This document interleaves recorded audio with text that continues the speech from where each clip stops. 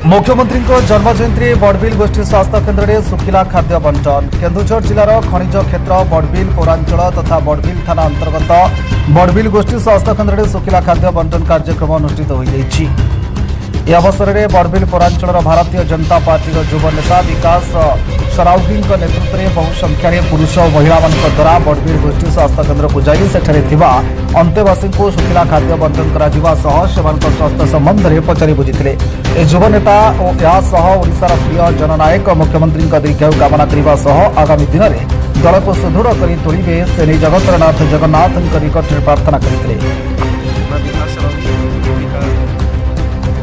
आज हमारे people CM Mohan चरण मांझी का जन्मदिन के अवसर पर हम लोग कल पटाकिया हॉस्पिटल में और उनके लिए दुआ करते हैं जन्मदिन और माता निशा की स्वस्थ जिंदगी रहे ताकि आने वाला 25 साल वो मुख्यमंत्री के तौर पर उड़ीसा राज्य में राज करें और उड़ीसा का विकास करें। यही हमारा जगन्नाथ जी से माता निशा प्रार्थना है।